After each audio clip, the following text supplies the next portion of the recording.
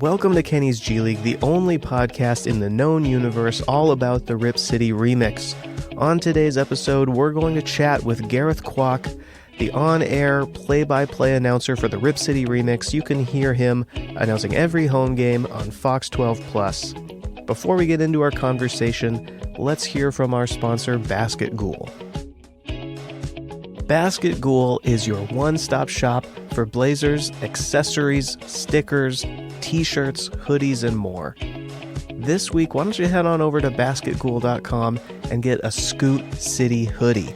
Scoot Henderson's been playing really well for the Blazers lately.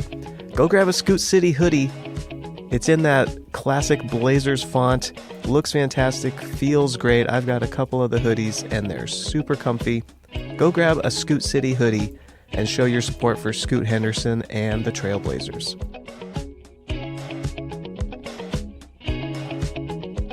Welcome to Kenny's G League. On today's episode, we're joined by Gareth Kwok, play-by-play broadcaster for the Rip City remix. You can hear him call every remix home game on Fox 12+. Gareth, thanks for joining the podcast today. Hey, thanks for having me, Eric.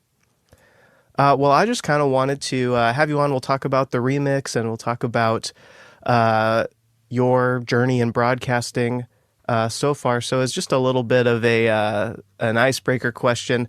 What was maybe an early moment in sports or otherwise that kind of got you interested in the broadcasting route? I think for me, the epiphany for wanting to get into broadcasting started in high school. And, I think, growing up, I wanted to be a baseball player. But once I figured out I was never going to be taller than 6 feet and I was never going to have big muscles and whatnot, I figured the next best way to stay close to sports was broadcasting. And I would kind of mumble and pretend to broadcast on my video games and while I was playing sports, pretend to hit the last shot, at the buzzer when I was at home or on the playground.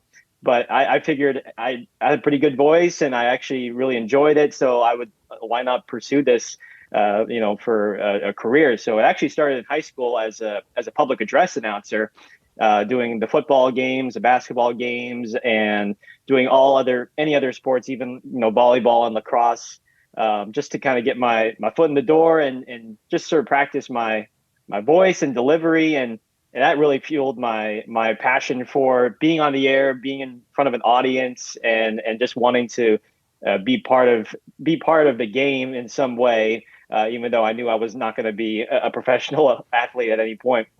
So I think from high school, that really, I think, fueled the spark. And then going to college at Arizona State and getting my degree in sports journalism there, doing lots of play-by-play in baseball and basketball and doing football as well.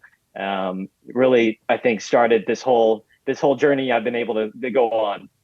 Yeah, that's really cool. I think that's such like a universal experience of young sports fans, just like playing in your driveway or whatever, and you have like your local broadcaster in your head and you're like counting down the shot clock or whatever. Those are like such fundamental, 12-year-old sports experiences, it feels like.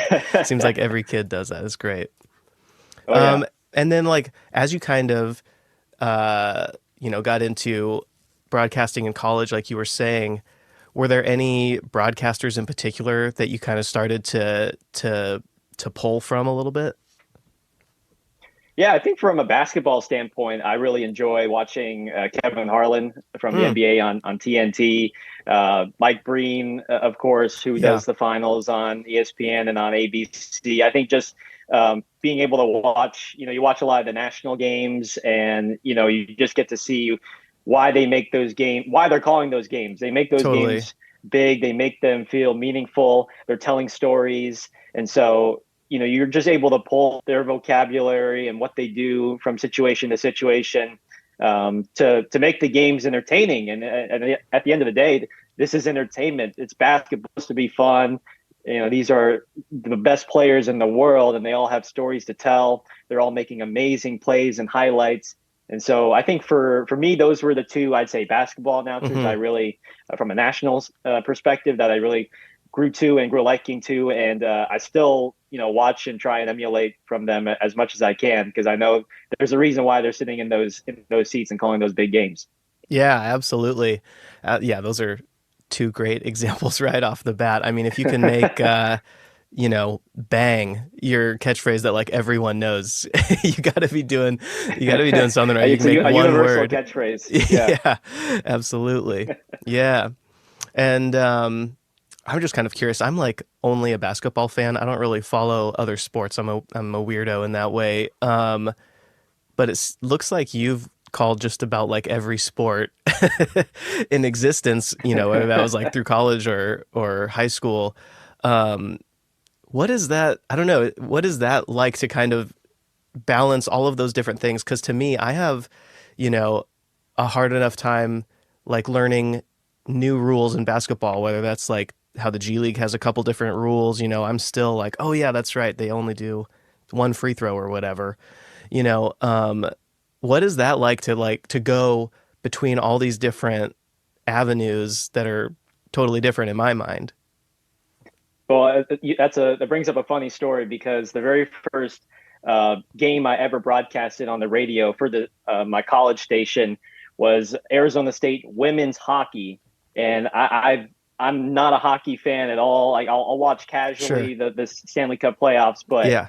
all the rules and everything, icing, whatnot, it just goes way, Right. way over my head. So when the directors at the student station are telling me, hey, you got a play-by-play call, you're going to be calling Arizona State women's hockey. I was like, okay, well, great. Like, I don't know much about hockey, but we'll make this work. And it's really just kind of a crash course on the rules. And I Yeah. was trying to reach out to anybody who knows the sport, like maybe some of the northeasterners who they watch it more and they Hmm. understand the game. It's a lot of research and just trying to pull from whoever you can. And so that from doing that hockey game, more opportunities came about for me.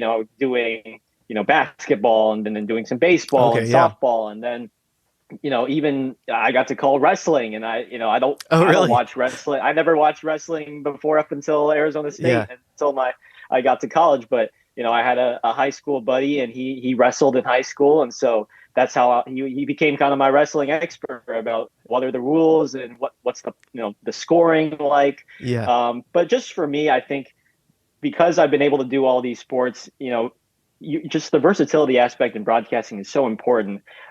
Especially, everybody wants to be calling the big sports at some point, but Hmm. I think it really helps in this day and age if you can call, just about any sport there is. And I've been lucky to Right. call 7, 8 sports, and not just, stay in one sport. As much as I love to stay in, baseball, basketball, football, it's been a real benefit for my career to be able to really expand and take an appreciation as well for what these other athletes do at a high level.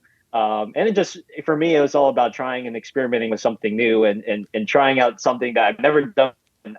Something that I still look fond back at as a fun memory from doing those wrestling matches, those hockey matches, Yeah. tennis matches, and being able to say I did those. Yeah. Oh man, that's really neat. You got to be able to be super flexible to like do all of that different stuff. That's really cool.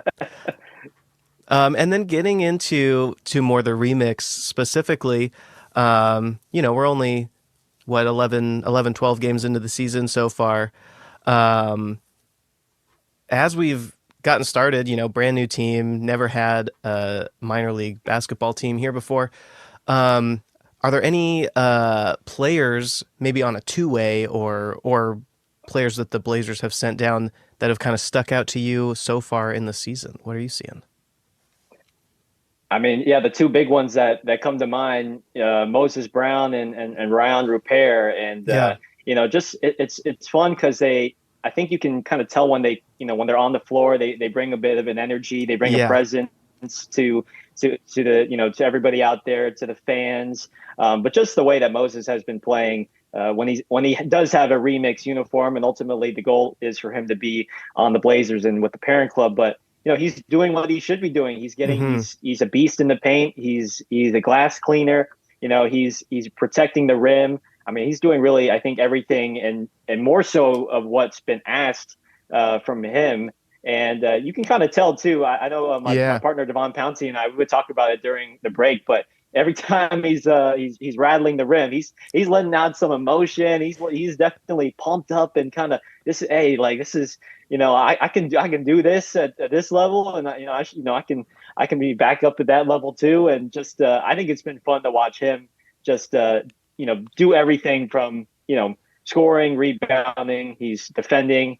And then from Ryan Rupert's standpoint, from a guy that's from all the way from France, and he's here in the States at 19 years of age, and after playing in Australia at the NBL, and it really seems like he's starting to feel more comfortable. And this is what the G League is about, really. It's about guys who haven't gotten a lot of reps and who haven't gotten a lot of minutes, but this is where they come in really a pressure-free environment to take as many shots, get their run in, and just try new things. You're going to make mistakes, and he has certainly made some mistakes in the first couple of games. But Yeah. what's impressed me the most has been his shooting. A guy that wasn't really considered to be like his 3-point shooting wasn't really considered to be a strength, but for him, we've seen him from the catch and shoot be a knockdown shooter. I mean, he's shooting 45% from beyond the arc, which is really, really impressive. And I think off the dribble and his shot creation will get better as he just continues to mature. But already from the start, we're seeing him from the corner, from the wing. When he gets that ball right in his sweet spot on the catch, he can knock it down. So I'd say those two for right now have stood out to me. And there's definitely more others that we could talk about as well. But those two for sure. Yeah, me too. Absolutely. I was thinking about Moses Brown specifically too, because I went to that home game a few days ago, and he was letting out some emotion on like every basket, and I don't think I've ever seen that from him, at least that much, So it seems like something got into him. And then I was watching the Blazer game a day or two ago, whatever it was, and he kind of got his first rotation minutes of the season, more or less. And again, there were a couple plays on defense where he was the vocal leader on defense. And if I could hear that through the TV, I'm sure it was obviously more obvious in person. And so I was like really impressed. I was like, oh, something got into this guy, it feels like. And he's just really showing emotion out there, both like vocally and physically, all those finishes he's had recently. He's just like trying to tear the rim off the basket. It feels like it really does seem like he's trying to tear the rim apart and bring the basket down. But it's just one of those things too. And I've talked about it too on the broadcast, is where he was a guy that started out his career in Portland, and there was no G League team there back at the time. So you really kind of wonder, hey, if there was a team like that back then, where he probably wouldn't be in this situation. He could be already in the rotation, at least as in the second unit with somebody. But at least I think it's good for him, and this is exactly why the Blazers and the organization wanted to fast track this process, and they didn't want to wait to have this thing get started. And we're starting to see the rewards from guys, not just Moses, but all down the roster in terms of their development.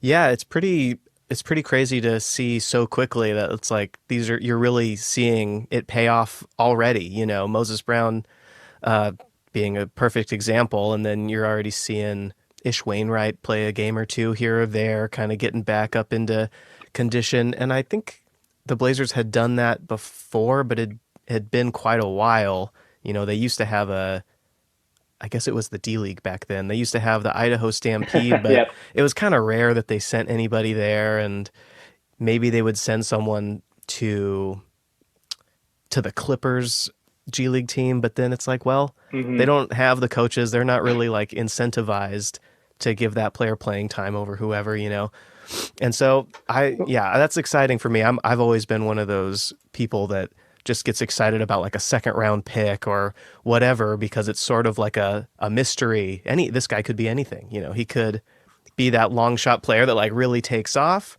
or he could become a rotation guy, or who knows. So it's kind of perfect for I think fans like that are like, oh, I want to see this guy become something, and it's like the perfect avenue for that. So that kind of actually brings me into my next question. Since you've spent more time with like minor league baseball and stuff like that. Like I said, I don't really follow baseball, but my understanding is that the NBA kind of wants the G League to function a little more like minor league baseball have than it did in the past anyway, have a little more like of a development curve to it than maybe 10, 15 years ago. And obviously you have like the Ignite, which is probably the perfect example of Hmm. like this is how Yeah. we take super young players and kind of try to fast track them in development. So I'm just curious, since I don't know a whole lot about minor league baseball, what kind of um, comparisons, similarities, or differences have you seen from like the way minor league baseball functions to the G League? Yeah, I think the biggest difference that, well, with minor league baseball, there's four levels of Right. minor leagues. With between that, to climb your way up through before you can reach the majors, and with the G League, there's really just one level, right? Mm. So, but you can, what I've started to realize too is I think with baseball, there's so many more roster spots. I mean, there's Hmm. there's 40-man rosters, and just I think the opportunities there are a little bit more that, in my opinion, then compared to Sure. NBA Yeah. and G League. And I mean, uh, and you're seeing like the G League competition is I've been really really impressed with the way they play. I mean, everybody's a shot maker and everybody very athletic, and they're doing they're playing high quality basketball. But again, there's just roster spots are thin, especially and if you're trying to get meaningful minutes, these Hmm. teams have their rotations already set out, and it's hard to really crack the rotation. Baseball, there's always someone who's looking for a left-handed pitcher, Mm. out of the bullpens, a left-handed bat off the bench. I guess it could be a little bit more specialized, but That's so I think interesting. this is exactly why you have, this is why I mean, for a city like Portland, and where in the past they would send their players to different cities and different teams, but they're not running the same systems Hmm. as they are in Portland. You think a team in Wisconsin or in Ontario is running the same system as what the Blazers are doing? I mean, absolutely not. I mean, this is why you have everything in house, so that the philosophies and the coaching styles and what the plays they run, they can mirror that. They can mirror what Chauncey Billups is doing Hmm. up there with the parent club. And so that's sort of similar with what minor league baseball, everything's in their philosophy when it comes to what information, what data they want to pull to help improve their players. Hmm. When it comes to their pitchers, when it comes to their hitters, do they want to emphasize more on contact? Do they want more power? So I think just it's all, minor leagues is all personnel and trying to figure out what you want to do with your personnel, what philosophy and what emphasis you want to have when you eventually make it up to the big leagues or to the NBA. So I think for me though, just from a personal standpoint, Yeah. the players, everybody really no egos with these guys because they Mm. they all know they're all grounded. They all know the job's not finished, and that's their job is to make it to the NBA or make Hmm. it to MLB. So for them they're all very down to earth people, which I certainly enjoy from a person to person standpoint. Yeah. Yeah, that's an interesting point. I hadn't really thought about that. You kind of have to have that mindset of like, I'm not there yet. I have to keep going, and I'm not, too important for this or something like that. It's part of Hmm. it's part of getting to the next step, I suppose. Yeah. Yep.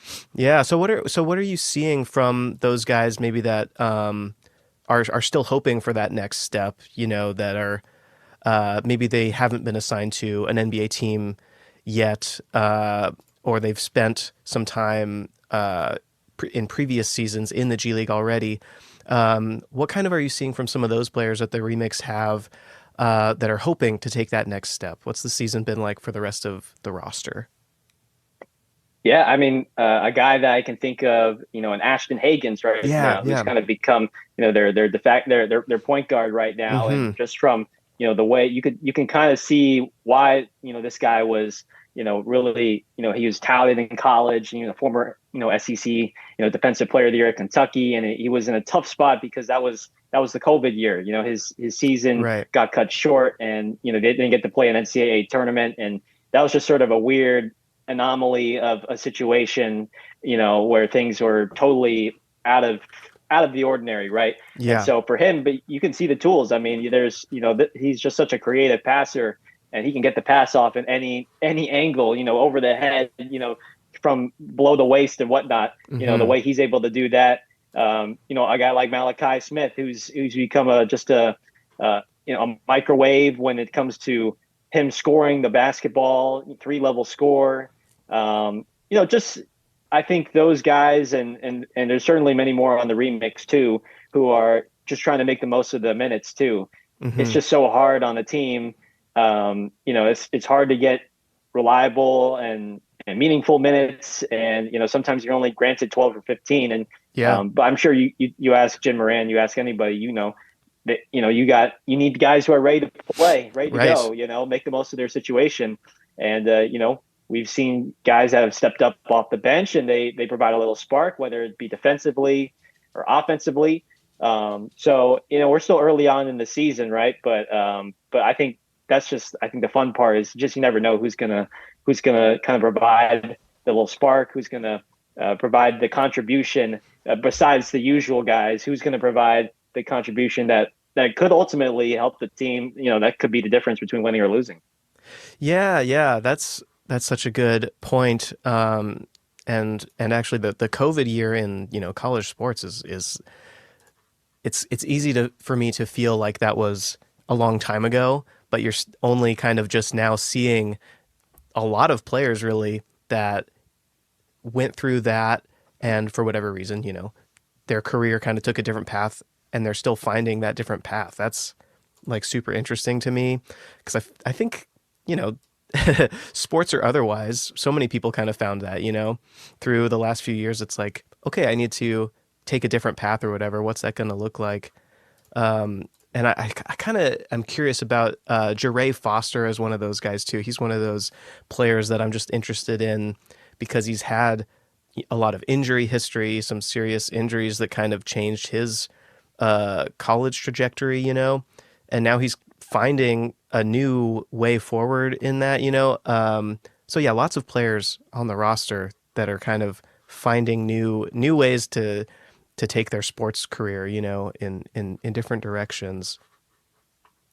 Yeah, I mean, you mentioned Jure and his injuries, and just kind of, he was a grad assistant coaching at his alma mater at SMU, Hmm. before that. So this for him, he's an older guy, but this is still Right. his first year playing any sort of professional basketball, and he's been able to, slide in as a nice rotation piece, and space out the floor and hit the three when need be. And a lot of guys too that come from international backgrounds, they Yeah. played overseas, and they were able to, get some playing time, make their money there. And now, they've been able to take their game up a level. And Hmm. now, hey, I want to take another shot at, trying to make it back into the league and back into the association here. And so I just think that part, for me as a broadcaster, and me, trying to find stories, that's Yeah. one of the more interesting parts, and the more fun parts is you never know what background and what story you're going to get, from a guy like, an Alex Reese, who was all the way, in Belgium, Mm. or pardon me, in Luxembourg, Hmm. actually, playing basketball. And, you got guys like, a George Condit as well. George, who was in Greece and Puerto Rico at one point playing, and now they're back here. It's just, that's the fun part about it. You just never know what story you're going to get from these guys. Yeah, that is, I think, one of the exciting things about going to games and watching them, is uh, it's essentially a blank slate to me. You learn so much about all these players that if you don't follow college sports or international basketball, you probably might be seeing for the first time, and that's like I talk to friends that are Blazers fans and whatnot, and they usually are wondering like, well, who are these guys? Who's on this team? So then we'll get to go to a game or watch one or whatever, and it's a whole new world of basketball. Well, before we get out of here, I guess one last question to kind of round it out. I've got a lot of Blazers fans and friends, and they are totally new to minor league basketball, to the G League. If they're going to think about going to a game, what would kind of be some things to know before you about the league before you head out to a game? Well, I tell you what, I think with with the G League and really any minor league atmosphere, there's not a bad seat in the house whatsoever when you come to the Child Center. If you want to check out a remix game, there's not a bad seat at all. You could be close, but even if you're a couple rows up, I mean this is it's a great view. There's again everything very reasonably priced. You can get your hand fruit for a couple dollars. You can get your Rip City Remix IPAs for $7. And just everything is at an affordable price. It's family friendly. Bring the kids. We have the bouncy houses. We have the kid zone for them to hang out and play at, and we have a little beer garden as well if you want to take in a drink and watch the action from above. And just the access to the players that is sort of unparalleled to really any other professional league or organization. Our guys are very nice, after the game to take pictures with the fans, and you can talk to them and chat it up with them for a couple minutes as well. Just those things between the prices, the view, being able to interact with the players, guys that you just saw running up and down the floor. You never know, who knows? Maybe that guy makes it into the league and plays. I just think those aspects as well. You're getting family friendly entertainment, and you're checking out the future stars of tomorrow at a great price. And so definitely would highly recommend anybody in the Portland area, if they want to check out some future Blazers, come to the Child Center at the University of Portland. And if you can't make it out there, well, you certainly can tune in to me and my partner, Devon Pouncey on Fox 12 Plus for every home game. But that's just what the beauty of minor leagues is you never know who you're going to see and who might make it up, who might make it big at some point at a price that is not going to I don't know, destroy the wallet or whatnot. Mm-hmm. Yeah.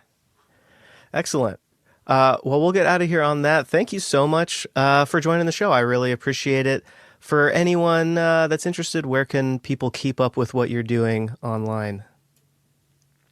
Yeah, you can follow me on is it Twitter now, X? I guess you can follow me at Hey G Kwok, HeyGkwok. And always if you're at the arena at the Child Center and want to chat it up, happy to do so before the game, after the game. Looking forward to being back out there in a couple of weeks. And please say hi if you're at all in the area or at the game and want to chat it up.